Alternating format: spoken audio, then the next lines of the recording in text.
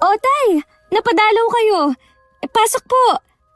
May pinuntahan kasi akong kumpare ko na malapit lamang dito sa inyo, kaya tumuloy na rin ako dito. Ang mga apo ko nga pala. Nasa eskwelahan pa po ang dalawa niyong apo. Magmerienda po muna kayo. Salamat, Iha. Ang tagal-tagal nang nasa abroad ang asawa mo hindi man lang niya maipagawa itong bubungan ninyo. Paano kayo pagdating ng tag-ulan? Wala pa naman pong tulo ang bubong namin Hihintayin niyo pa bang magkatulo bago niyo palitan yung yero? Hindi rin po kasi namin mauna yan dahil sa mga gastusin dito sa bahay. Tuition fee pa lang po ng mga bata, magkano na? Bayad pa po nila sa service buwan-buwan, tsaka pagkain namin dito sa bahay. Sa bagay nga, basta hindi kayo pinababayaan ng asawa mo ayos na yun sa akin. Hanggang ngayon po ba hindi niyo pa rin natatanggap si Randy bilang manugang? Tanggap ko na rin naman siya. Wala na tayong magagawa. Asawa mo na siya at may dalawa na kayong anak. Alam ko po na may tampo pa kayo sa akin hanggang ngayon. Dahil pinag-aaral niyo ako noon, pero pinili kong sumama kay Randy. Tapos na yon, kalimutan na natin. Ang importante sa akin masaya ka na sa buhay na pinili mo. Tay, masaya naman po ako. Ay, nandiyan na po yung service ng mga bata. Tamang-tama po, namimiss na kayo ng mga apo nyo. Si tatay na ang sumalubong sa labas sa mga anak ko. Dinig ko naman ang malakas na pagbati ni na Toby at Kate sa lolo nila. Nakakbay pa si tatay sa dalawang apo habang papasok. Gabi na rin nang umalis ang itay.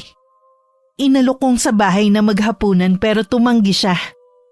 Dahil naghihintay daw kasi ang nanay at kapatid kong si Leslie sa bahay namin.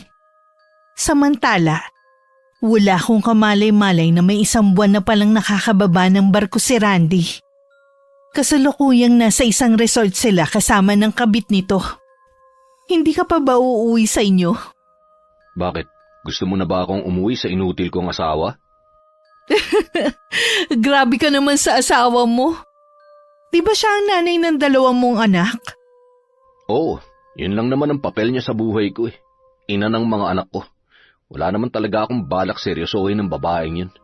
Nagkataon lang na nabuntis ko. Sa madaling salita, napikot ka lang niya? Parang ganun na nga. Huwag na nga natin siyang pag-usapan. Ayoko masira ang araw ko. Lubos-lubosin na lang natin ang sandaling magkasama tayo. Okay, sinabi mo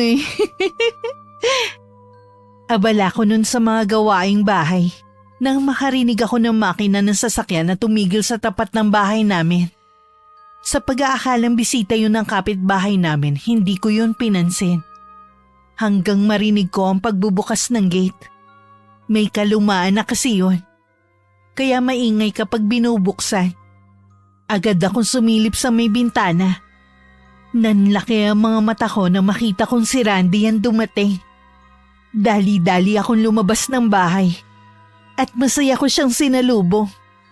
Randy! Randy, buti umuwi ka na! Parang gulat na gulat ka. Wala ka kasing sinabi nung huli kang tumawag na uuwi ka Gusto ko kasi kayong sorpresahin ng mga bata. Nasaan nga pala sila? Nasa eskwelahan pa ba? Pauwi na rin ng mga yon. Teka, gusto mo bang kumain? May ulam pa dyan. Meron pa ding kanin. Iinitin ko lang saglit. Busog pa ako. Magpapahinga na lang muna ako. Gusto mo bang masahihin kita? Hindi na. Matutulog kasi ako Ilabas mo na lang ang mga madudumi kong damit at yung pasalubong ko sa inyo. Naghubad lang ng sapatos si Randy at saka tumuloy sa kwarto namin. Inilabas ko naman ang mga chocolate nitong dala, shampoo at sabon. Pati mga damit niyang marumi inilabas ko na rin para malabhan ko na. Nung dumating ang mga anak namin, tuwang-tuwa ang mga to nang makita nila ang tatay nila. Hinayaan ko muna sila makapagbanding ng mag-aama. Inasikaso ko muna ang pagluluto sa kusina para sa hapunan namin. Dinig ko pa ang mga malulutong na tawanan ng mag-aama ko sa sala. sobrang namiss ka ng mga bata. Kita mo nga kung hindi ko pa sinabi na maaga pa ang pasok nila, hindi pa talaga sila matutulog. Kung alam nyo lang na walang gabi na hindi kayong laman ng isip ko. Kung pwede ko nga lang hilahin ang mga araw sa barko, ginawa ko na sana. Lagi ko namang dasal ang kaligtasan mo sa barko. Hindi kasi mawala sa isip ko yung nababalitaan ko na nawawalang mga seaman at hindi na natatagpuan ang mga katawan nila. Hindi mangyayari sa akin yon. Maingat naman ako at marunong makisama sa mga katrabaho ko para hindi nila ako pag-initan. Alam ko naman yun. Ay, oo nga pala. Kailan ka ulit sasakay ng barko? Tatawagan na lang ako ng agency namin. Bakit? Gusto mo na ba ako agad umalis? Pambihira. Kararating ko lang eh. Hindi naman sa ganun. Kung maaari nga ayaw na kitang pabalikin sa trabaho mo. Kaya nga lang yan na talaga ang trabaho mo. Ay, matulog na nga tayo. Pagod ako. Gusto ko magpahinga. Huwag mo nga pala akong gigisingin na maaga bukas, ha? Oo, sige. Dama ko na bahagyang nainis si Randy sa akin. Pagkatapos kasi magbilin, tinalikuran na niya ako ng higa. Hindi naman ako agad nahiga sa tabi niya. Sandali muna ako nagmuni-muni. Para kasing hindi man lang nasabik sa akin ng asawa ko. Ilang sandali pa, tahimik na lang ako nahiga at natulog. Kinabukasan gaya ng araw-araw kong ginagawa. Inasikaso ko na ang almusal at baon ng mga anak ko. Hinanap pa nila ang kanilang ama. Pero sinabi ko na lang na pagod ito at mamaya pagigising. Nang makaalis ang mga bata, ginawa ko naman ang nakasanayan ko na. Noon ko lang ulit napansin na marami na pala kaming kasangkapan na luma na at kailangan ng palitan. Kaya naman nang magising si Randy, binanggit ko sa kanya ang ilang problema sa bahay. Pwede bang pakainin mo muna ako? Pasensya ka na, Randy sige, kumain ka muna. Ito naman pagkain, bahaw pa. Di man lang ininit. Ay, oo nga pala. Pasensya na. Teka, iinitin ko lang muna ito. Nakalimutan ko kasi. Puro ka na lang pasensya. Di ka na talaga nagbago. Tsaka yung binabanggit mo, pwede mo naman sabihin sa akin yan sa ibang araw. Hindi pa naman ako aalis eh. Kaya ko lang naman nabanggit kasi baka makalimutan ko na namang sabihin sa'yo. Sa tingin mo ba hindi ko napapansin ang kalumaan nitong bahay? Pag-aari ito ng mga magulang ko. Huwag ka namang magalit, Randy. Maliit lang naman na bagay itong pinagtatalunan natin eh. Paano kasi kagigising ko lang ganyan na agad ang bungad mo sa akin? Hindi mo man lang ako hinintay na matapos kumain. Mabuti pa, kumain ka na muna. Tsaka na lang natin pag-usapan ng mga problema dito sa bahay. May pagkakataon talaga na may pagkamainitin ng ulo si Randy. Lalo na kapag hindi niya gusto ang sinasabi ko. Natuklasan ko lang yun nung nagsasama na kami sa iisang bubong. Sa loob din ng ilang taon naming pagsasama, hindi ako tumatanggap ng sahod kapag nasa barko siya. Sa pagkakaalam ng agency, binata pa rin ito hanggang ngayon. Kaya naman sa nanay niya napupunta ang sahod niya imbis na sa akin. Napag-usapan na namin dati na dapat sa akin mapunta ang sahod niya. Dahil ako ang asawa. Pero hanggang ngayon hindi pa rin niya nagagawa ng paraan. Hindi ko na lang pinagpilitan. Lalo't ng mga sandaling yun, hindi pa rin ako tanggap ng kanyang mga magulang. Sa katunayan ng bahay na pinatayo ng aking asawa, ay napunta sa mga magulang at kapatid niya. At ang lumang bahay na aming tinitirhan, ay lumang bahay ng kanyang mga magulang. Hindi ka ba dadalaw sa bahay ng mga magulang mo? Siguradong matutuwa ang mga yun kapag nalaman nilang nakababa ka na ng barko. Galing na ako dun. 1 linggo ako sa kanila. Ha? May 1 linggo ka na palang nakakauwi eh. Hindi mo man lang ipinaalam sa akin. Naglaan lang ako ng 1 linggo para sa kanila dahil dito naman ako uuwi sa bahay pagkatapos. Di ba? Kahit na. Sana man lang ipinaalam mo sa akin. Kung sakali bang ipapaalam ko sa'yo papayagan mo ba ako na makasama sila? Sa tingin ko hindi. Hindi mo naman kasundo ang pamilya ko Alam mong lahat ginagawa ko para lang makasundo ang magulang at mga kapatid mo. Pero hanggang ngayon, nagmamatigas pa rin sila. Kaya nga hindi ko na ipinaalam sa'yo. Kesa naman maipit ako sa awayan nyo. Sana naman alam mo kung sino ang dapat mong pinapriority ngayon. Ibig mong sabihin kalimutan ko ng pamilya ko? Ganun ba? Hindi naman yun ang ibig kong mangyari. Tama na. Tapos na yon. Wala ka na magagawa. Hanggang kailan ako magtitiis sa trato ng pamilya mo sa akin? Ha, Randy? Hanggang kailan?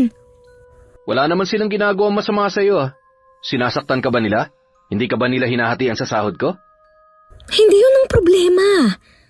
Ang malamig na trato nila sa akin at maging sa mga anak natin. Yun ang problema.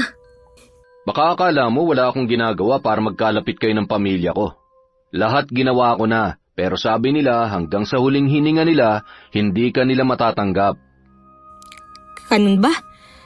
Kung ganun, kailangan ko na rin sigurong sumuko. Hindi mo naman kailangan mapalapit pa sa pamilya ko Hayaan mo na lang sila. Sana lang kasi, kung hindi nila ako tanggap, huwag na lang idamay ang mga anak natin. Ako kasi ang nasasaktan para sa kanila Nauubusan na rin ako ng paliwanag kung bakit parang galit lagi sa kanila ang lolo't lola nila. Kakausapin ko sila na wag na lang nilang idamay ang mga anak natin. Okay? Hindi ko pa rin maiwasan na maiyak. Nang ako na lang ang mag-isa sa kusina. Tuwing naaalala ko kasi kung paano ako tratuhin ng pamilya ng asawa ko, lagi ko nalang nararamdaman ang awa sa sarili ko. Lalo na kapag pumupunta ako sa bahay nila at hinihingi ko ang perang padala ni Randy. Madalas nasa labas lang ako ng gate at naghihintay. Nang humupa na ang nararamdaman ko, itinuloy ko na ang mga gawain ko. Pinuntahan ko si Randy para itanong sana kung anong gusto nitong ulam. Narinig ko siyang may kausap. Oo naman. Siguradong matutuwa ang mga magulang ko kapag nakita ka nila. Matagal na nila akong kinukulit na isama ka Okay, sige. Kita na lang tayo, ha? Sinong kausap mo? Teresa? Kanina ka pa ba dyan? Hindi naman. Sinong kausap mo? Ha? Si Roger, yung inaanak ni Mama sa kasal. Sa barko rin yun nagtatrabaho. Kararating lang din pala. Ngayon ko lang narinig ang pangalan na yan. Nakita ko na ba yung kaibigan mo na yan? Oo naman. Hindi mo lang siguro maalala. Nandun siya sa kasal natin nun Baka nga kapag nakita ko siya tsaka ko siya maalala. Ano nga palang kailangan mo? Itatanong ko lang sana kung ano ang gusto mong iulam. Ikaw na bahala. Basta yung may sabaw. O sige, meron pa naman diyang karne ng baka. Magninilaga na lang ako. Bibili na lang muna ako sa labas ng mga gulay. Sinalang ko muna ang karne ng baka. Bago ako nagpaalam kay Randy na lalabas muna ng bahay. Tinanguan lang niya ako. Hindi man lang siya nag-abalang sulyapan ako nang dumaan ako sa harapan niya. Abala pa rin siya sa pagsiselfone niya. Mula nang marinig ko ang pakikipag-usap nito kanina, may kaba na akong nararamdaman. Hindi ko naman maipaliwanag kung para saan. Pilit ko ring nilalabanan ng pagdududang namumuo sa isip ko. Nang mabili ko lahat ng mga kailangan ko sa nag-iisang grocery na malapit sa amin, umuwi na rin ako agad. Naabutan ko na naman na may kausap si Randy sa cellphone niya. Agad na rin naman niyang tinapos ang pakikipag-usap sa kabilang linya. Nang makita niya akong papasok ng bahay, tinignan ko lang siya bago dumiretso sa kusina. Sumunod naman siya sa akin. Kausap ko nga pala yung kapatid kong si Roland. Ano daw ang kailangan? Magpapaalam sana ako sa'yo Paalis na rin kasi yung kapatid ko. May outing kami. Padespedida na rin ni Utol. Ganun ba? Kailan naman daw yun? Sa linggo na. Overnight sa isang resort sa Batangas. Ikaw, kung gusto mong sumama, Wala naman akong magagawa eh. Huwag ka na magtampo. Babawi na lang ako sa inyo ng mga bata. Tayo naman na mag-outing sa susunod. Kasi kung ako sa'yo, bakit kailangan mong sumama sa kanila nang hindi kami kasamang pamilya mo? Paalis na kasi si Roland. Matagal pa ulit bago yun makabalik eh. Kung simpleng outing lang yun, di naman ako sasama dun eh. Bahala ka na. Malaki ka na naman eh. Alam mo na ang ginagawa mo. Mag-enjoy kayo ng buong pamilya mo sa outing nyo. Hapon pa lang noon naghanda na ng mga dadalhin niyang gamit si Randy. Doon na rin siya matutulog sa bahay ng mga magulang niya. Dahil maaga daw silang aalis papuntang Batangas. Para siyang batang excited sa outing nilang buong pamilya. Nalungkot naman ang dalawa naming anak na malaman na hindi kami kasama. Nangako na lang si Randy. Napapasalubungan na lamang sila pag uwi niya. Kinabukasan nagulat ako sa biglang pagsulpot ng itay sa bahay namin.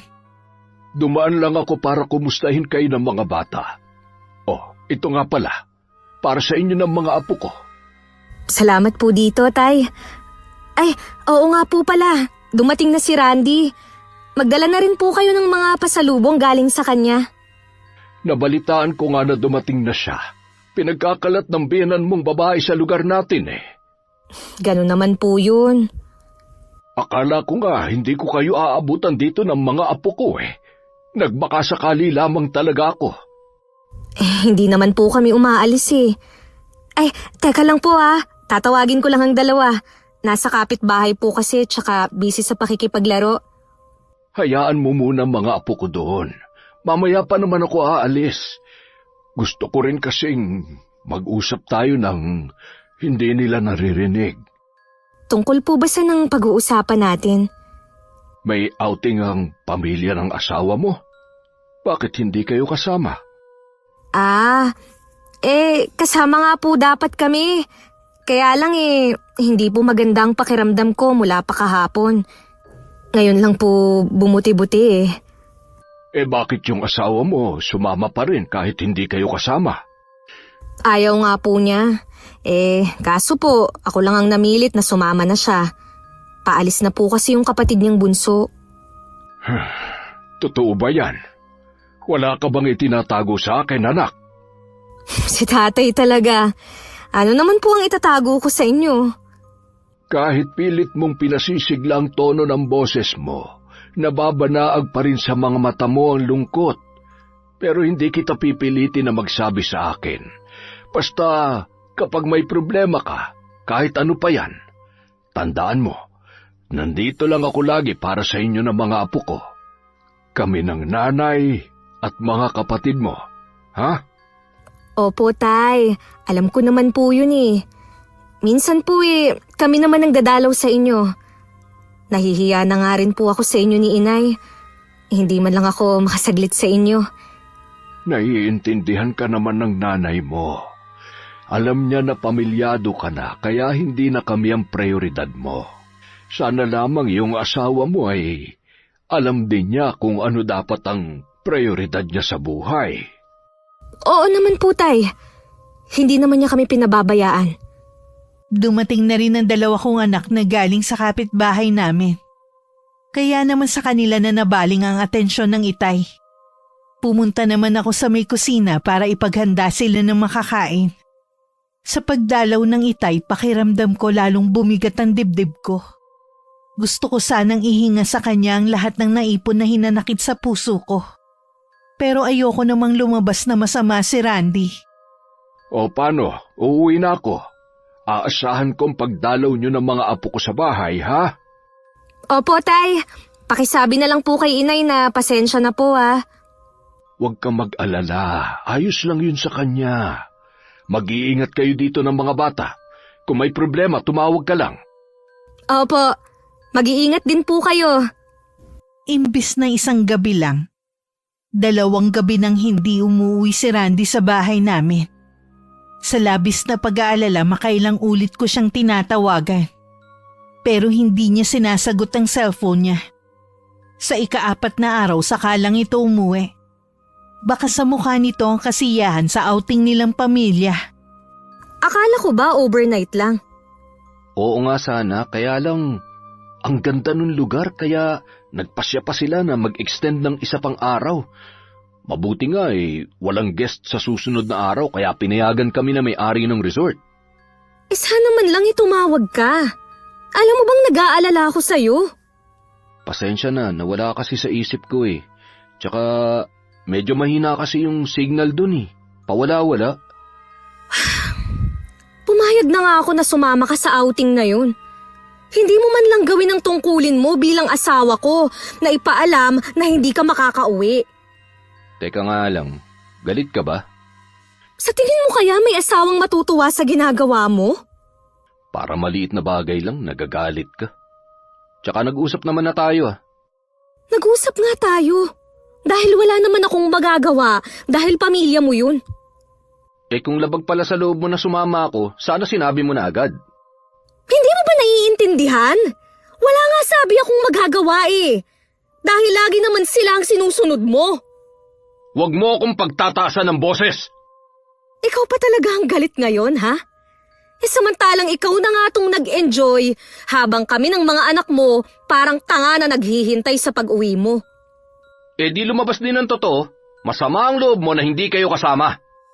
Hindi masama ang loob ko. Dahil tanggap ko na kahit kailan, hindi ako mapapabilang sa pamilya nyo. Sobrang tataas ng tingin nyo sa mga sarili nyo. Akala nyo kung sino na kayo. Hoy Teresa, hindi kita papayagan ng pagsalita ng ganyan ng pamilya ko. Huh? Aray! Bitiwan mo ang braso ko! Bawiin mo munang sinabi mo! Bakit ko babawiin? Totoo naman ang sinasabi ko! Hindi ko inaasahan na pagbubuhatan ako ng kamay ng asawa ko. Isang malakas na sampalang pinadapo niya sa isa kong pisngi.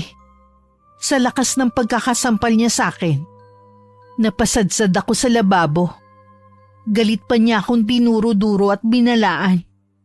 Na ayaw na niya akong magsasalita ulit ng hindi maganda sa pamilya niya. Napaiyak na lang ako ng malakas nang iwan niya ako. Mula noon naging malamig na ang pakikitungo ni Randy sa akin. Palagi rin pagalit ang pakikipag-usap niya sa akin. Kahit nandyan lang ang mga anak namin. Hanggang ngayon ba galit ka pa rin sa akin?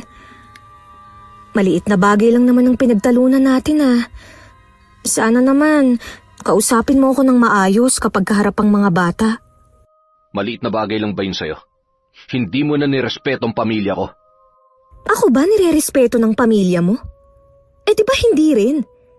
Dalawa na ang anak natin, pero hanggang ngayon, hindi pa rin nila ako matanggap. Wala na tayong magagawa sa bagay na yan. Intindihin mo na lang ang pamilya natin. Ano pa ba ang ginagawa ko? Mula nang ikasal tayo, sa inyo na lang ng mga anak natin umikot ang mundo ko. Dapat lang. Ikaw naman tong gusto makasal tayo agad, di ba?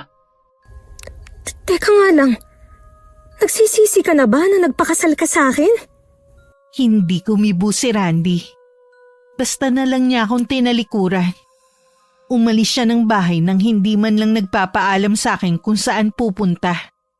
Isa pa sa napansin ko kay Randy nitong mga nagdaang araw. Malimit siyang may kausap sa cellphone niya.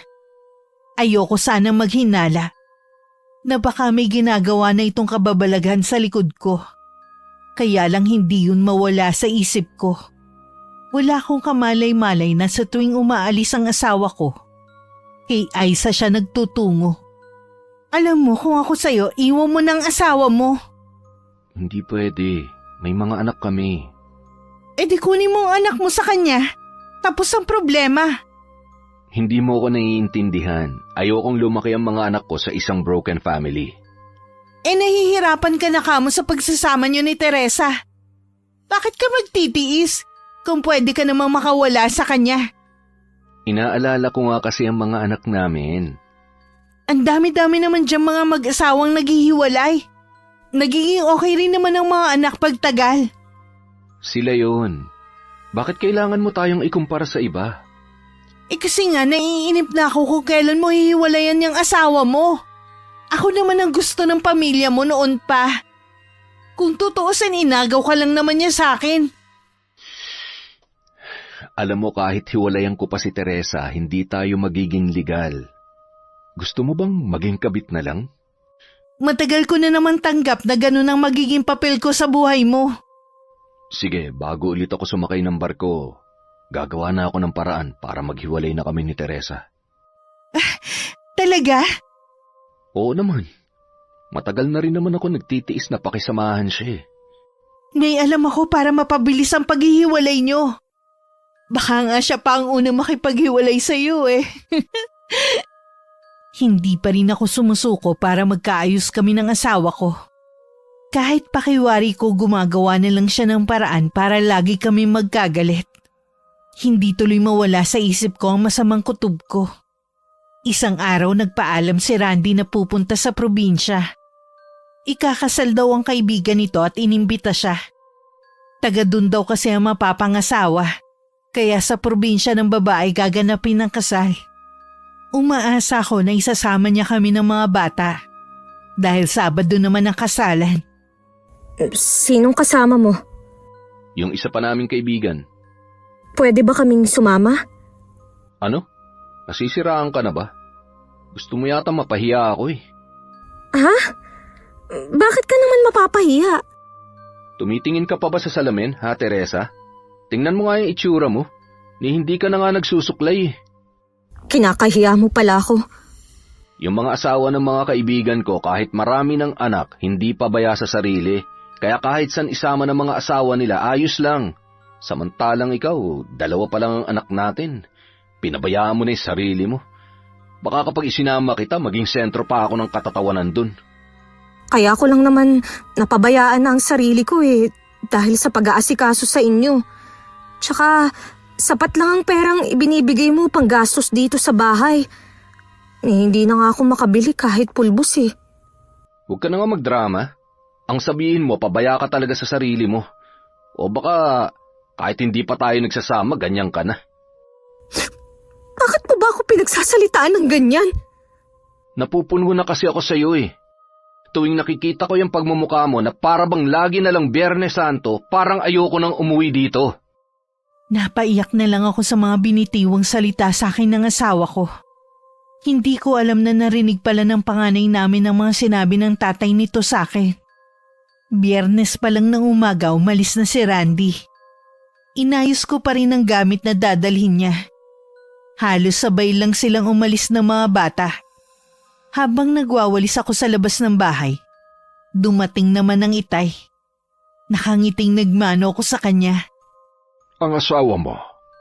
Dadalo po sa kasal ng kaibigan niya. Eh bakit hindi ka niya sinama? Sinasama nga po ako eh. Kaya lang, inaalala ko po ang mga bata.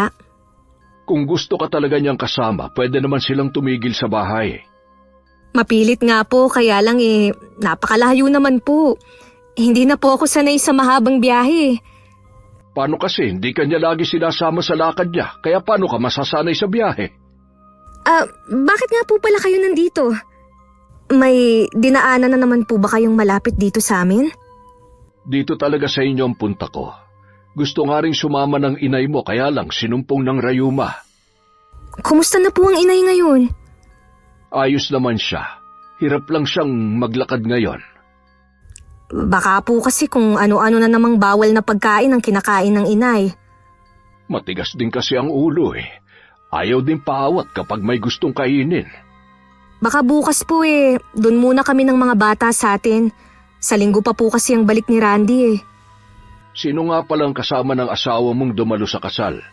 Kung kasal nga ba talaga ang pupuntahan niya? Kaibigan po niya. Tay, bakit naman parang may laman ang sinasabi niyo? May problema po ba kayo sa asawa ko? May kumakalat kasing tsismis sa lugar natin na yung asawa mo ay merong ibang babae. Po? Kanino niyo naman po yan nalaman? Alam mong maliit lamang ang baryo natin at halos lahat sa lugar na yon magkakakilala. Kasama pa daw ang babaeng yun sa outing ng pamilya nila noong nakaraan. Labas-pasok din daw yun sa bahay ng mga biyanan mo. Baka naman po chismis lang yan. Alam niyo naman ng mga tao sa atin, puro walang magawa. Sana nga chismis lang. Pero hanggang ngayon kalat pa rin ang tungkol sa kanila ng babae niya. Kilala niyo po ba kung sino yung babaeng tinutukoy nila? Si Aiza, yung anak nung sabungerong si Lucio. Hindi po ba nasa Japan yun? Balita ko din nakapangasawa na ng Hapon at may anak na rin. Matagal na silang hiwalay nung asawa niya. Nahuli kasi siya may kabit. Hindi na rin siya ulit umalis papuntang Japan. Hindi ko po alam na ganun palang nangyari kay Aiza.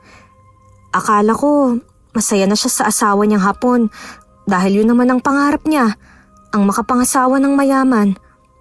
Paano simula nung mag-asawa kayo, ikinulong mo na ang sarili mo dito sa bahay ninyo?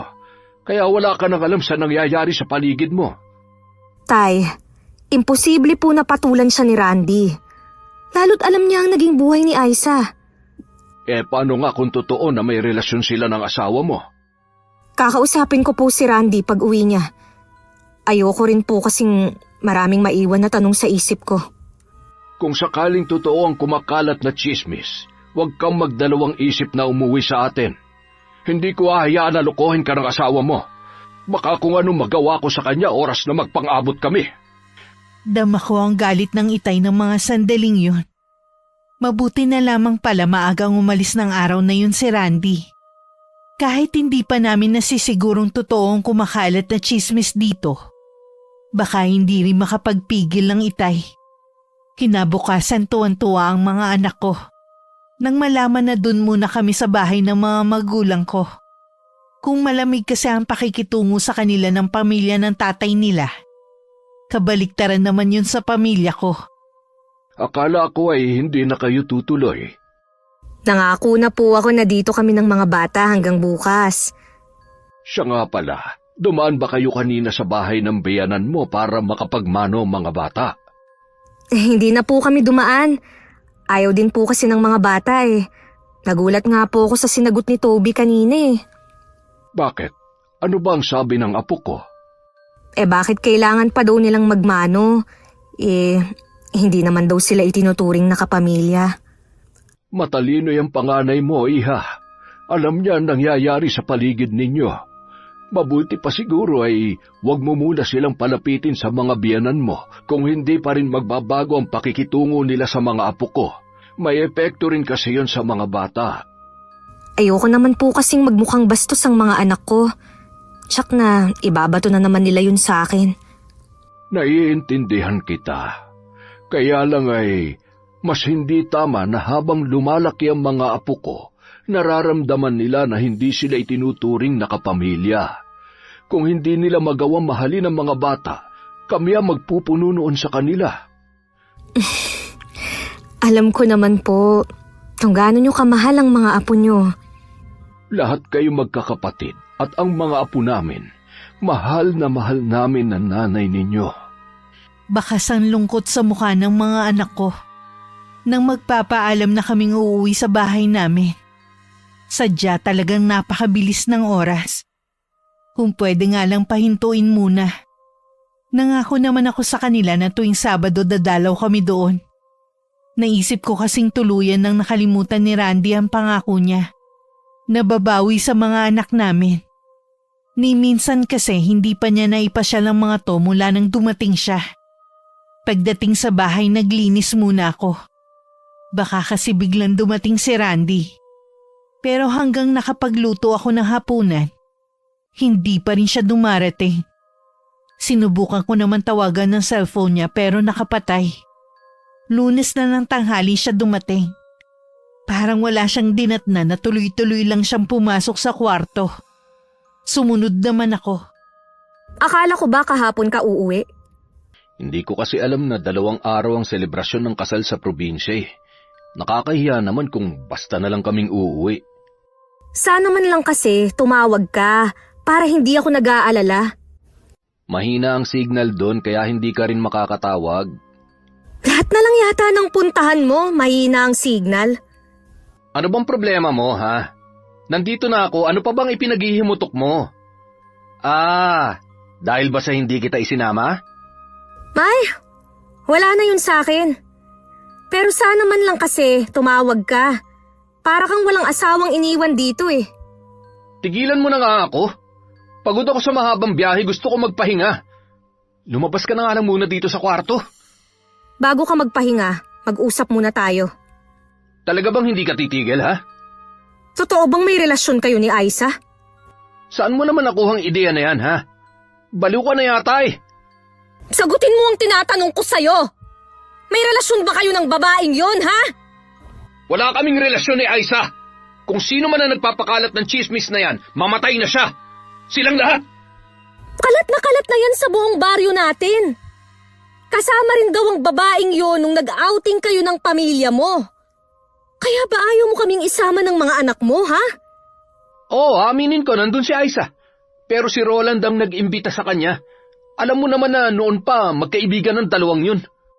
Sana nga, hindi totoo na may relasyon kayo ng babaeng yon. Dahil kung hindi, pinagbabantaan mo ako, ha? Alam mong kasalanan sa Diyos at sa batas ng tao ang pakikiapid. Oras na malaman ko ang totoo. Kakasuhan ko kayong dalawa. Nawawalan na ako ng pag-asa na magkakayos pa kami mag-asawa. Hindi na rin kasi kami nagtatabi sa iisang higaan. Pinaalis niya ang mga gamit ko sa kwarto namin. Bahala daw ako kung saan ko yun ilalagay. Alam na rin ng mga anak namin ang hindi namin pagkakasundo ng kanilang ama. Si Toby nagtatanim na ng galit sa tatay niya. Pero pilit ko pa rin ipinapaunawa sa kanila na huwag silang magagalit kay Randy at mawawalan ng respeto. Manang-mana talaga sa iyo yung si Toby. Minsan tuloy gusto ko na magduda kung anak ko ba talaga siya. Ano na naman ang pinagsasasabi mo, Randy? Hindi ako makapaniwalang sa tagal ng pagsasama natin eh. Mag-iisip ka pa ng ganyan sa anak natin. Alam mo, ikaw lang ang lalaking minahal ko mula noon hanggang ngayon. Hindi mo mayaalis sa akin na magduda lalo't ganyan ang ipinapakitang pag-uugali ng batang yan. Ni isa sa mga katangian ko, wala man lamang nakuha. Ni hindi ko nga rin kamukha eh. Kung may napapansin ka mang pagbabago sa ugali ng anak natin, dahil kasalanan mo rin. Nakikita niya kung paano mo ako tratuhin sa bahay na to. Ang sabihin mo, sinisiraan mo ako sa kanila para magmukha kang kawawa at inaapi. Hindi totoo yan. Pinagtatakpan pa nga kita sa mga ginagawa mo eh. Tama na nga. Dadramahan mo na naman ako eh. Teka lang, saan ka na naman mapupunta? Lagi mo na lang ba akong lalayasan tuwing mag-uusap tayo?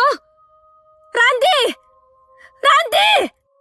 Ilang araw nang hindi umuwi ng bahay ang asawa ko. Para tuloy akong zombie sa itsura ko dahil hindi ako masyadong nakakatulog sa gabi. Dahil sa kakaisip sa sitwasyon namin. Lalo tuloy ako naguguluhan. Sa kung ano ba talaga ang gustong mangyari ni Randy sa pagsasama namin. Lingid sa akin tuwing wala siya sa bahay namin. Magkasama sila ni Aiza. Nang mga sandaling yon palabas sa isang restaurant ang dalawa. Wala silang kamalay-malay na kanina pa sila pinagmamasdan ng itay.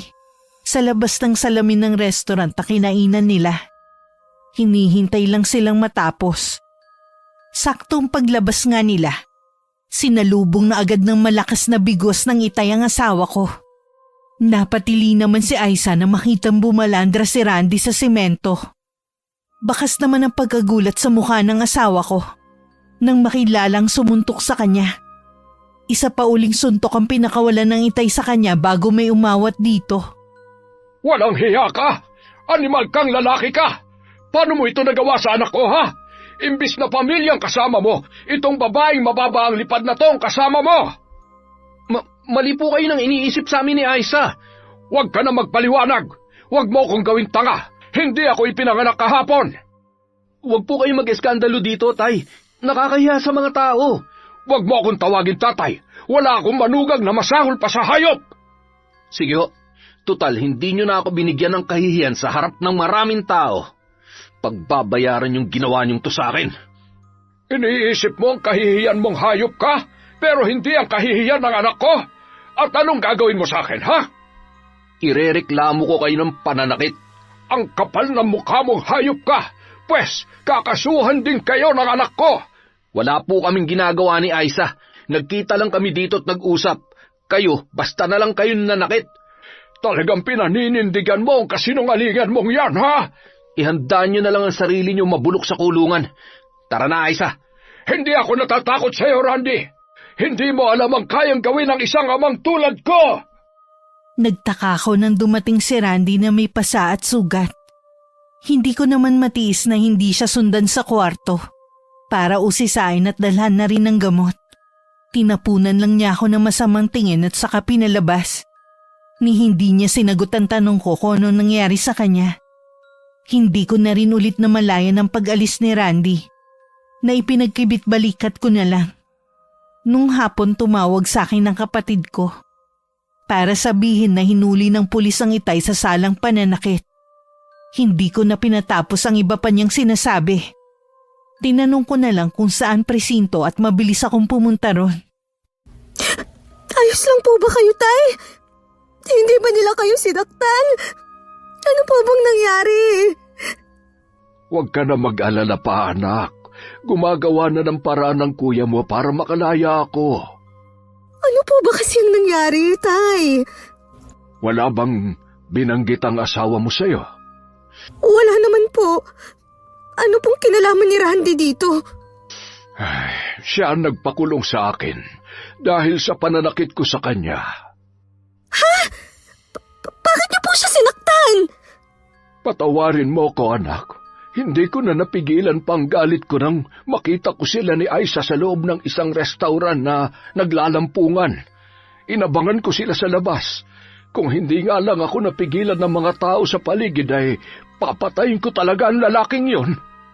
Tay naman, sana po pinigilan niyo na lang ang sarili niyo. Hinayaan niyo na lang sana o di kaya sinabi niyo na lang sa akin. Kesa naman sa nandito kayo sa loob ng kulungan. Wala ka namang kasing gagawin eh.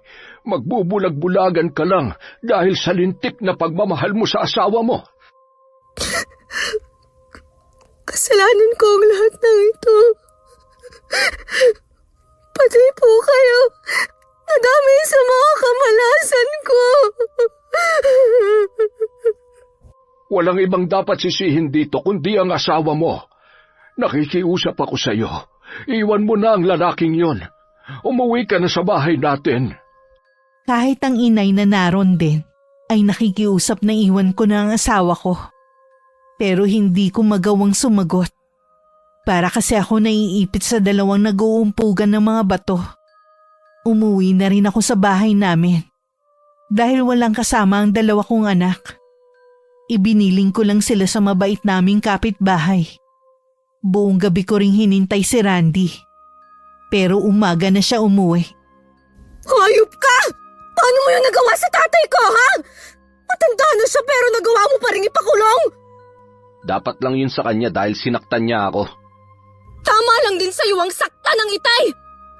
Ang kapal ng mukha mo at ng babaeng yun. Talagang dinidisplay niyo pa sa madla ang kababuyan niyo.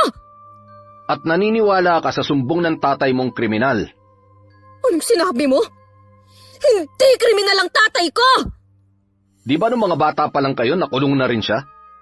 Nakalimutan mo na ba yan, ha? Walang kasalanan ng Itay! Napagbintangan lang siya noon!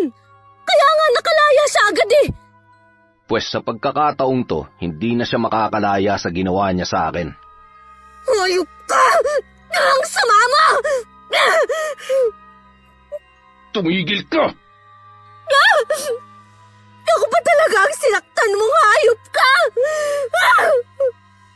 Tama lang sa'yo yan. Magsama kayo ng kriminal mong ama. Nagsisisi na ako ngayon kung bakit ikaw pang pinakasalan ko. Sige! Puntahan mo ang babaeng yon! Magsama kayo! Pero titiyakin ko na hindi rin kayo magiging maligaya! Mula nun hindi na umuwi si Randy sa bahay namin. Kapos na rin ako sa pambaon ng mga anak ko sa eskwelahan at pambili namin ng pagkain. Wala akong pagpilian kundi ang lumapit sa kapatid ko. Kinukumbinsi rin niya ako na iwan na si Randy. Pero nagdadalawang isip pa rin ako dahil sa mga anak ko. Nakalaya na rin ang Itay sa kulungan sa tulong ng kaibigan ng kuya namin. Dahil nahihiya ako sa mga magulang namin, Hindi ako makapunta sa bahay namin. Habang nasa eskwelahan ng mga bata, naisipan kong pumunta sa simbahan. Baka sakali kasing maliwanagan ang isip ko at makapagdesisyon ako ng tama. Papasok na sana ako nang makasalubong ko si Aiza. Nagkagulatan pa kaming pareho. Marunong ka rin palang magsimba? Oo naman. Ano naman ang akala mo sa akin? Akala ko kasi, ang alam mo lang ay ang mga bet at manira ng pamilya. Anong sinabi mo? Uy, ingat sa lalabas dyan sa bibig mo. Kagagaling mo pa naman sa loob ng simbahan. Kung nanggagalaiti ka dahil kay Randy, oo, ako na mismo ang magsasabi sa'yo. May relasyon kami ng asawa mo. Hindi ko rin naman kasi siya masisi. Tingnan mo naman kasi ang itsura mo. Daig mo pa yung naging katulong namin dati. Losyang ka na nga, mukha ka pang mabaho. Itong losyang at mabahong ito ang magdadala sa inyo sa kulungan ni Randy. Huwag mong kalilimutan. Ako pa rin ang legal na asawa. At ikaw, mananatiling kabit lang. Hindi ko na hinintay na sumagot siya. Agad ko na siyang binirahan ng alis. Kahit hindi ako lumingon, ramdam ko ang matatalim niyang tingin sa akin. Sa sulok ako umupo para walang makapansin sa akin. Humingi muna ako ng kapatawaran dahil sa ginawa kong pakikipagtalo kay Aiza. Sa mismong tapat ng entrada ng simbahan. Ilang sandali pa, inilabas ko na lahat ng saloobin ko habang tahimik na lumuluha. Nang lumabas ako ng simbahan, magaan na ang pakiramdam ko. Pag-uwi ng bahay, kinausap ko ng masinsinan ng mga anak ko tungkol sa nangyayari sa amin ng kanilang ama. Agad naman nila akong niyakap at sinabing naiintindihan daw nila ako at sa akin sila sasama. Nung gabing yon dumating si Randy. Gising ka pa? Hinihintay talaga kita. Kung makikipag-away ka na naman, pagod ako. Mas gusto ko matulog kesa makipagtalo sa'yo. Nagkita kami kanina ni Aiza. Marunong din palang magsimba ang babaeng yun. Anong sinabi niya? Siguro naman hindi ka na magkakaila ngayon. Umamin na siya sa totoo niyong relasyon. Tama lang pala na bugbugin ka ng itay. Teresa... Huwag mo akong lalapitan. May hawakan man lang. Antidiri ako sa'yo. Baka mamaya may nakakahawa ka na palang sakit. Hayaan mo akong magpaliwanag.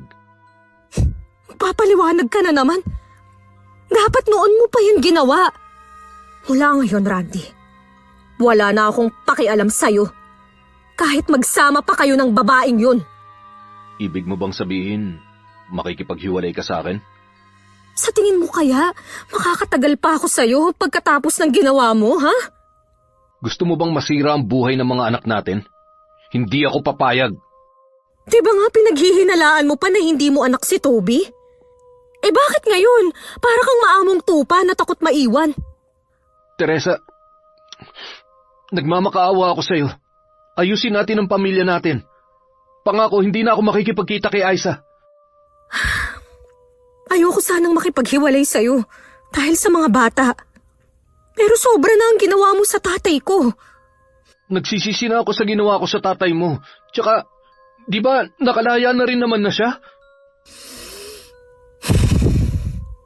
Sige, bibigyan pa kita ng isa pang pagkakataon para maayos ang pamilya natin. Isa pang pagkakataon. Alang-alang sa mga bata. Hindi ko alam kung tama ba ang naging pasya ko ng gabing yun. Pero alang-alang sa mga anak namin, handa pa akong magtiis. Ayoko lang kasing habang lumalaki sila, wala silang makagisna na ama sa tabi nila. Kahit nagkapatawaran na kami ni Randy, naroon pa rin ang pagdududa ko sa kanya. Katulad ng araw na yun, nagpaalam siya na pupunta daw sa agency nila. Pero duda ako sa sinasabi nito. Madalas kasi pinapatawag lang siya ng agency nila kapag paalis na. Ang paalam niya kasi, Aalamin niya kung kailan siya ulit makakasakay ng barko. Ginagawa mo ba talaga akong tanga, ha? Nakikipaghiwalay na pala sa'yo ang asawa mo eh.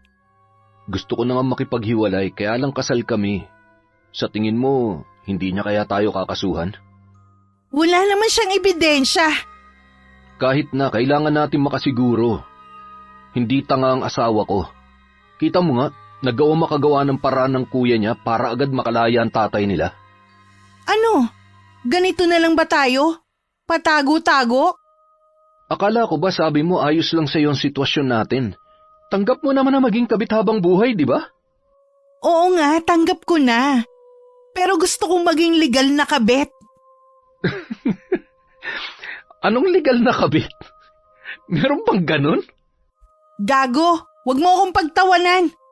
Ang ibig kong sabihin, makipaghiwalay ka na sa asawa mo. Kahit hindi tayo makasal, at least alam ng mga tao na hiwalay kayo. At tayo na magkarelasyon. Ang gulo mo. Ikaw tong magulo. Ay, apektado na rin kasi ang pamilya ko sa kumakalat na chismis tungkol sa atin eh.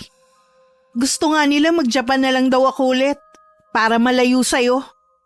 Anong sabi mo sa kanila? Sabi ko wala na akong balak mag-Japan. Sawang-sawa na ako sa buhay ko dun. Baka kasi ang gusto nila makahanap ka na naman ng asawang Hapon para pati sila damay sa pag-angat mo. Kaya nga ayoko na silang sundin eh. Konting tiis pa. Maayos din ang problema natin, ha? Iniiwasan ko lang kasing kasuhan tayo ni Teresa. Baka kasi maapektuhan ang pagbabarko ko eh. Nang mga sumunod na araw, naging maayos naman ang pagsasama namin ni Randy. Ilang beses na rin niya kaming ipinasyal na mag-iina para daw makabawi sa amin. Gusto daw niya maglaan ng oras para sa amin. Baka daw kasi malapit na ulit siyang umalis at matatagalan pa bago makauwi. Minsan dinalaw kami ng itay.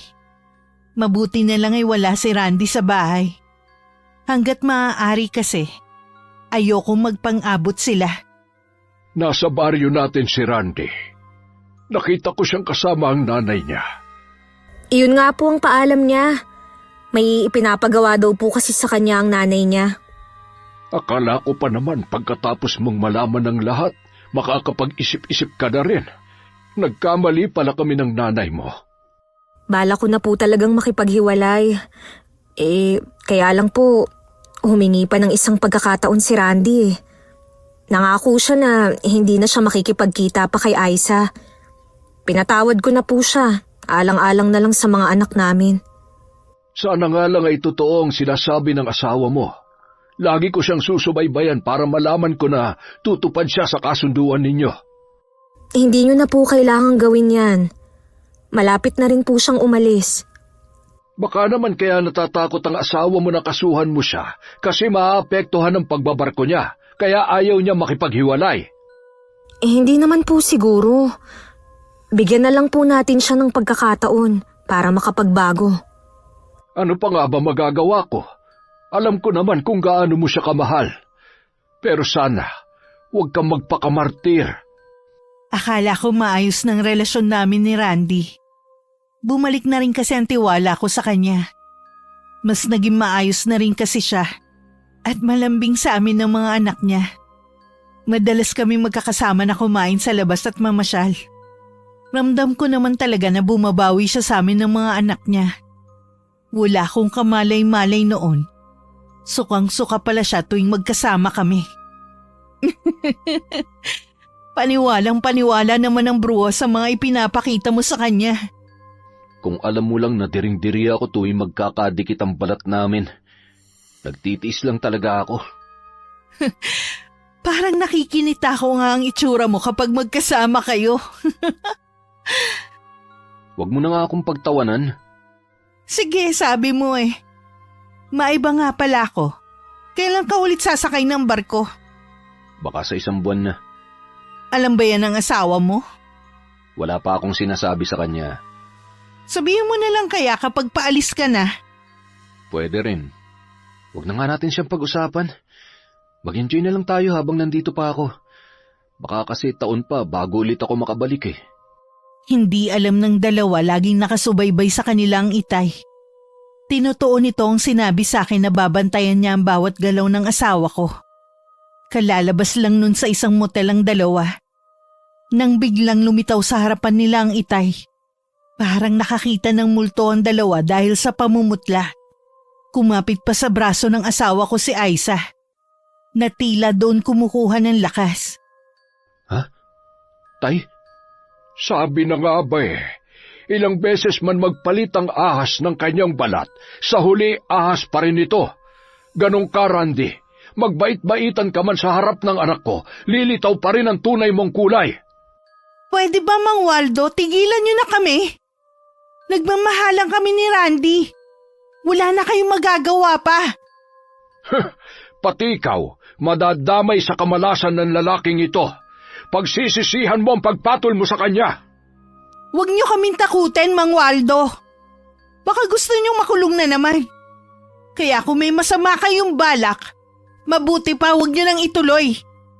Kahit gustong-gusto kong durugin sa mga kamay ko ang pagmumukha mo, Randy, hinding-hindi ko na ulit yun gagawin.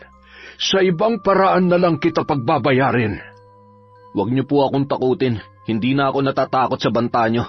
Kahit magsumbong pa kayo kay Teresa, wala na akong pakialam. Paano kung kasuhan kayo ng anak ko? Hindi ka pa rin ba matitinag? Kapag ginawa ni Teresa yon, wala na siyang makukuhang suporta mula sa akin. At ang labis na maaapektuhan, walang iba kundi ang mga anak namin.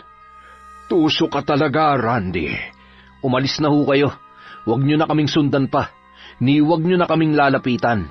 May record na kayo ng pananakit sa akin. Maliban pa doon ang pagkakakulong niyo noon.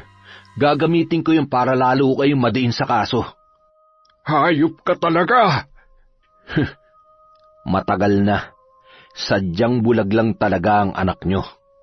Ilang araw nang hindi umuwi si Randy sa bahay namin. Hindi ko rin siya matawagan.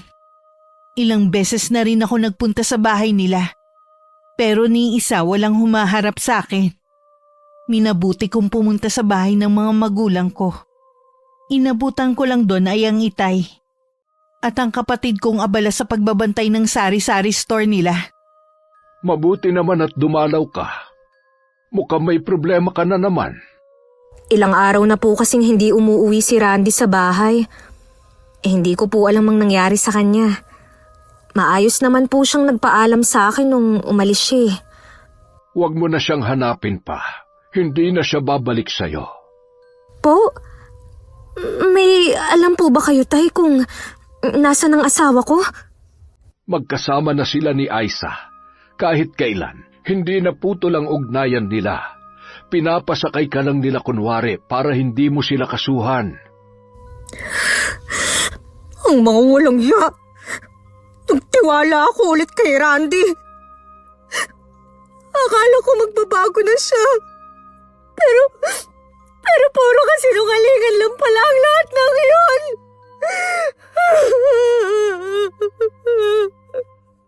Huwag mo nang ang pag-aksayahan ng panahon ng asawa mo. Magpakatatag ka para sa mga anak mo. Mas kailangan ka nila ngayon. Hindi ko po kaya, Tay. Paano ko po sila bubuhayin kung wala po yung tulong ni Randy? Nandito lang kami ng mga kapatid mo. Kami ang magiging karamay mo. Gusto ko pong malaman kung nasan sila ngayon.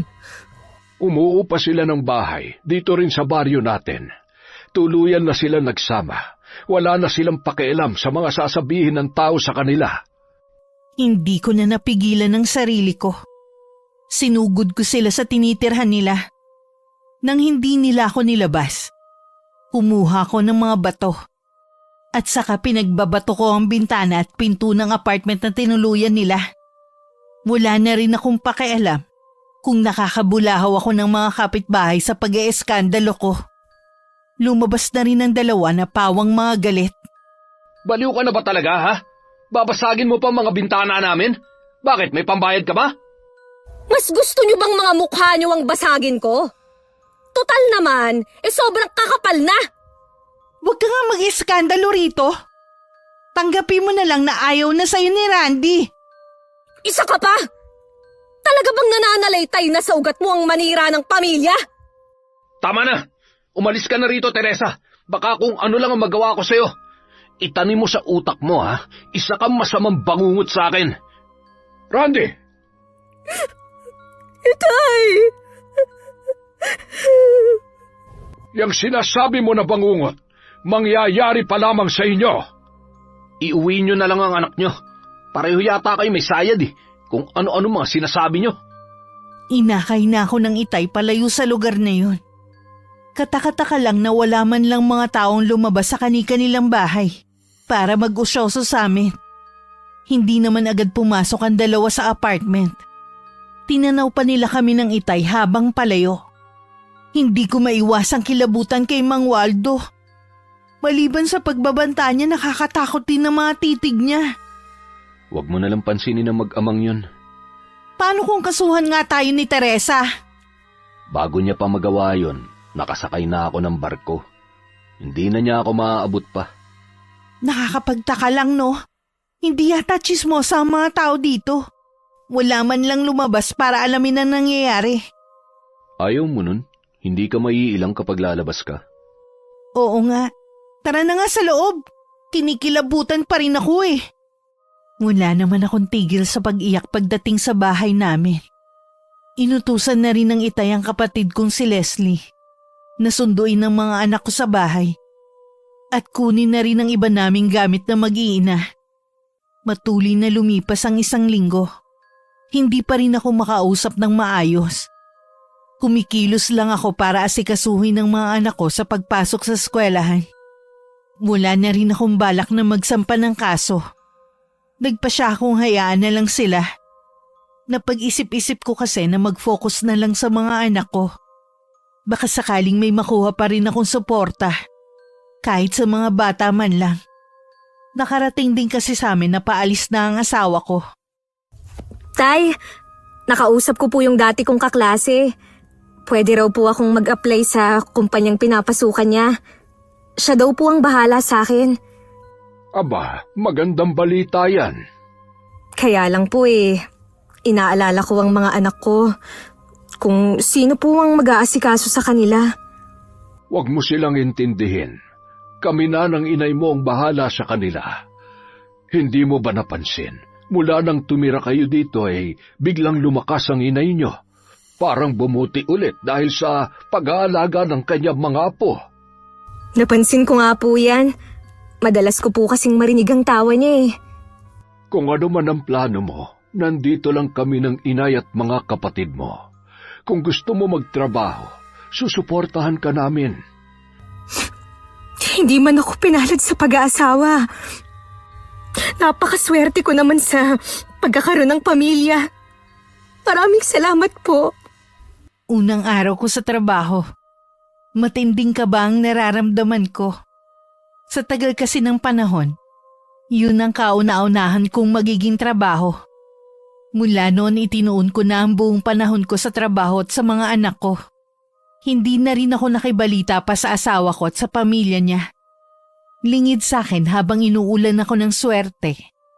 Sunod-sunod namang kamalasan ang dumarating sa asawa ko at sa kabit niya. Paano yan? Bumalik na naman ang landlady natin para maningil ng upa dito sa bahay. Nanghihiram nga ako sa kapatid ko kaya lang wala din daw siya ngayon Anong gagawin natin? Bakit naman kasi hindi ka natuloy na sumakay sa barko Wala naman sa akin ang pagkakamali Tsaka makakasakay naman ako. Tatawag na lang daw ang agency sa akin. Baka bukas o sa makalawa palayasin na tayo dito. Lumipat na kaya tayo sa bahay namin? Sa bahay niyo? Ang hirap kayang pakisamahan ng nanay mo ngayon. Kasi wala na ako maibigay sa kanya. Hindi naman dun Sa bahay namin ni Teresa. Sa lumang bahay niyo? Ayos ka lang? Mukhang malapit na mag-iba ang bahay na yun Asawa mo lang yata nakatagal dun Kung hindi ka sasang-ayon sa akin, umuwi ka na lang sa mga magulang mo. Itinakwil na ako ng mga magulang ko dahil sa pagsama ko sa'yo. Hindi na ako makakabalik dun. Wala na tayong pagpipilian kundi tumira sa bahay namin. Walang nagawa ang pagtutol ni Aiza. sa gustong mangyari ng asawa ko. Kinabukasan din nag-alsabalutan sila at umuwi sa dati naming bahay. Kung noon ay luma na yung tingnan, mas naging luma yun dahil sa ilang buwan ding hindi natirhan. Puro agiw na ang buong bahay at inaanay na rin ang ibang muebles na gawa sa kahoy. Hindi maitago ni Aiza ang pagkadismaya sa kanyang mukha sa nakikita. Ayaw lang niyang ibulalas. Pero gusto na niyang pagsisihan ng ginawa niyang pagsama sa asawa ko. Pakiwari niya kasi. Mangyayari din sa kanya ang mga naranasan ko kay Randy noon. Talaga bang dito na tayo titira? Pansamantala lang naman. Kapag nakaalis na ako at nakapagpadala na ng pera, tsaka ka humanap ng bahay na pwede nating lipatan. Hindi kaya ito na ang karma ko? Bakit mo naman nasabi yan? Dahil sa kamalasan na nangyayari sa atin. Alisin mo nga yan sa isip mo. At tsaka, di ba ito naman ang gusto mo, magsama tayo? Dapat nga, masaya ka eh. Paano ako magiging masaya sa sitwasyon natin ngayon? Di ba sabi ko pansamantala lang to? Hindi ka ba makaintindi? Ang mabuti pa, umpisahan mo na maglinis ng bahay. Ano? Hindi mo man lang ba ako tutulungan? Kaya mo na yan. Maghahanap lang ako ng pwede mo utangan. Naiwan namang naiiling na lang sa inis si Aiza habang inililibot ang paningin sa buong bahay. Samantala ang asawa ko, pinuntahan ng mga magulang pero wala sa kanilang bahay. Pauwi na sana siya nang maalala na puntahan ng mga anak namin na matagal na niyang hindi nakikita. Ang itay ko ang nakaharap niya. Ang lakas ng loob mong tumungtong sa pamamahay ko! Yung mga anak ko po ang pinuntahan ko dito. May karapatan akong makita sila. Mula na ipagpalit mo ang pamilya mo sa kabit mo, nawalan ka na ng karapatan sa mga anak mo. Kahit po sana sandali lang makita ko sila at makausap man lang. Umalis ka na. Wala sila dito. Hindi ako naniniwala. Kate! Toby! Mga anak! Kahit maghapon ka pa magsisigaw dyan, hindi sila lalabas dahil nga wala pa sila dito. Nasa eskwelahan pa po ba sila? Oo, kaya pwede ba umalis ka na? Nakakaabala ka na sa amin. Walang nagawa ang asawa ko kundi ang umalis. Pero bumalik pa rin siya ng sumunod na araw. Doon niya nakita ang mga anak ko na kauuwi lang galing sa eskwelahan. Nagtaka pa siya kung bakit doon pa rin nag-aaral sa eskwelahan na yun ng mga anak namin. Ikaw na naman? Talaga bang hindi ka titigil sa panggugulo mo? Hindi naman po ako nanggugulo eh. Gusto ko po sana makausap ang mga anak ko. Tsaka, bakit po doon pa rin sila sa eskwelahan na yun nag-aaral? Ano bang inaasahan mo? Dahil hindi ka na sumusuporta sa mga apo ko titigil na sila sa pag-aaral? Nagtataka lang naman po ako eh. Kahit wala ka na sa buhay ng anak ko't mga apo ko, kayang suportahan ni Teresa ang mga anak niya nang walang tulong mula sa'yo. Kung ganun, may trabaho na po si Teresa? Nagulat ka ba? Masyado mo kasing minaliit ang anak ko. Kung inaakala mo na nakalimutan ko na ang ginawa mo kay Teresa, nagkakamali ka. Hindi pa tapos ang paniningil ko. Matagal nang nakaalis ang asawa ko pero nakatayo pa rin sa labas ng pinto ang itay. At nakatanaw sa kawalan. Nagngingit-ngit pa rin ang kalooban niya dahil sa ginawa sa akin ng asawa ko. Hindi matatahimik ang kalooban niya hanggat hindi siya nakakaganti. Matindi magalit ang itay na kahit ang inay hindi siya kayang pigilan. Tay, sino pong kausap niyo kanina? Si Randy. Gusto niya makausap ang mga anak niyo. Hindi pa pala siya nakakaalis. Hindi pa. At mukhang malabo na siya makaalis pa. Huwag niyo pong hahayaan na makausap niya ang mga bata. Hindi ako papayag. Huwag ka mag-alala. Hindi ko hahayaan na makalapit siya sa mga apo ko. Ay, salamat po, Tay. Alam ko naman po na maaasahan ko kayo ng inay pagdating sa mga bata.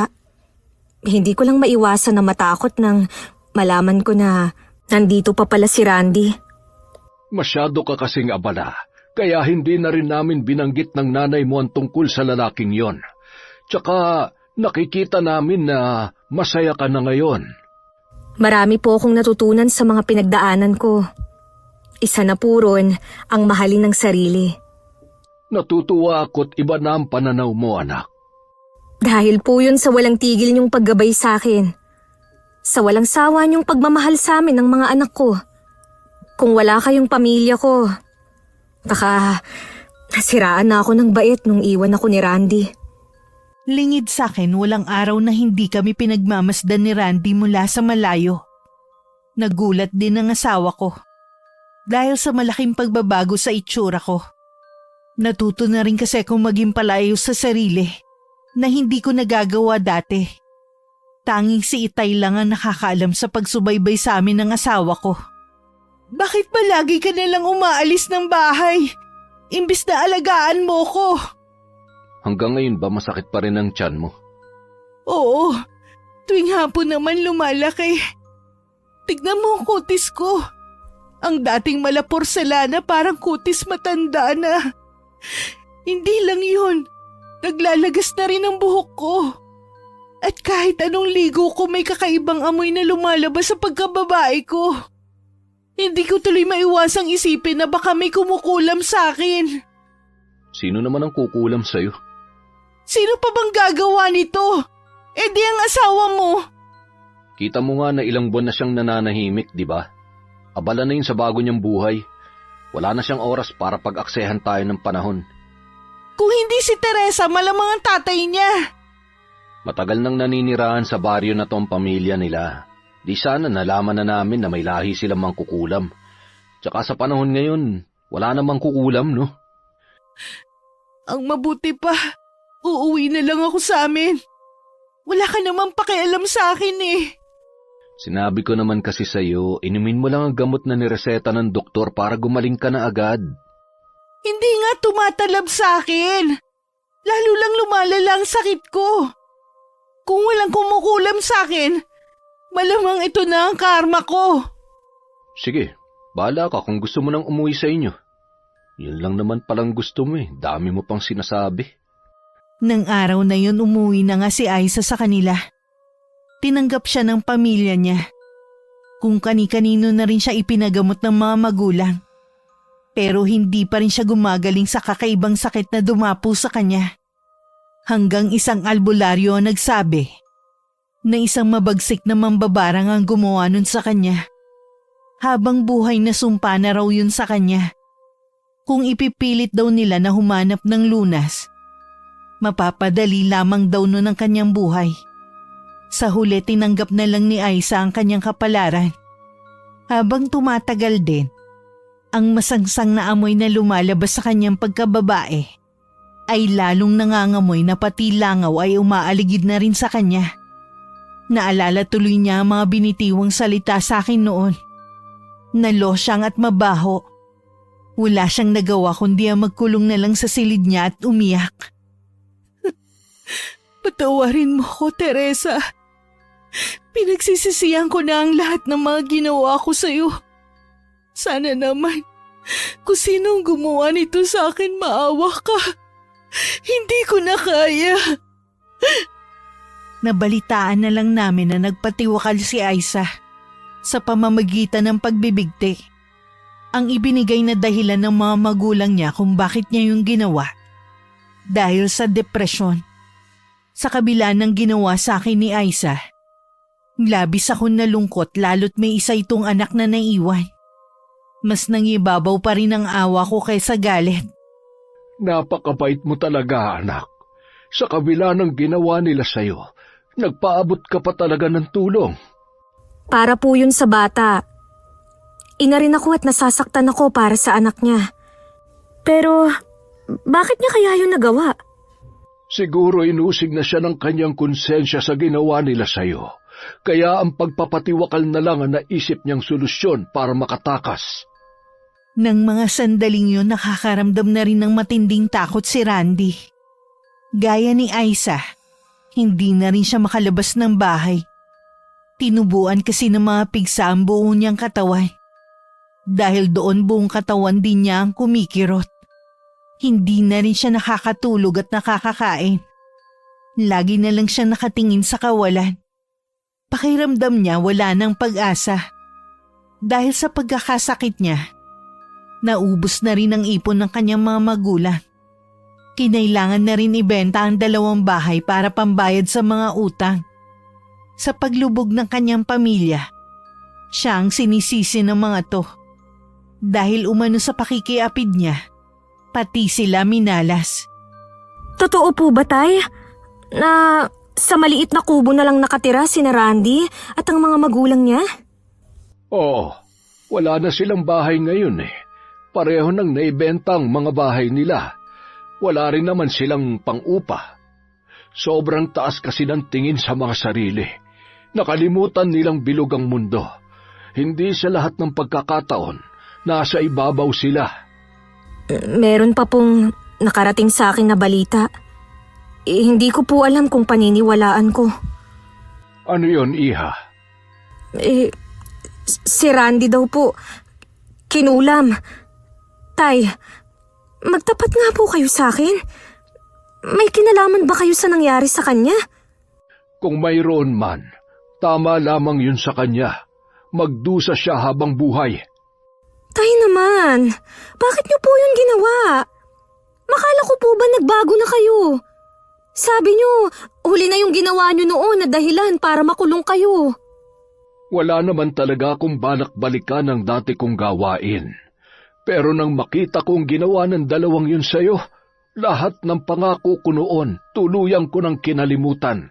Hindi ako papayag na isa sa mga miyembro ng pamilya ko ang sasaktan ng kung sino-sino lamang. Tay, pagalingin niyo na po si Randy. Siya pa rin ang tatay ng mga anak ko. Ayokong mawalan sila ng ama. Wala na akong magagawa pa.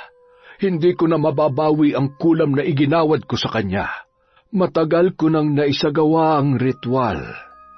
Alam kong may magagawa pa ang itay. Pero ayaw lang niyang bawiin ang kulam nito kay Randy. Kinapa ko sa puso ko kung may nararamdaman pa ako sa asawa ko. Wala na. Kundi awa na lang. Nakahinga naman ako ng maluwag dahil sa wakas, wala na akong pag-ibig sa kanya. Iniwasan ko na rin makibalita pa sa kanya. Mas nag-focus na lang ako sa trabaho at sa mga anak ko. Hahayaan ko na lamang sila na magdesisyon pagdating ng panahon kung makikipagkita sila sa kanilang ama at kung aabutan pa nila itong buhay. Wakas. O Tay, napadalaw kayo.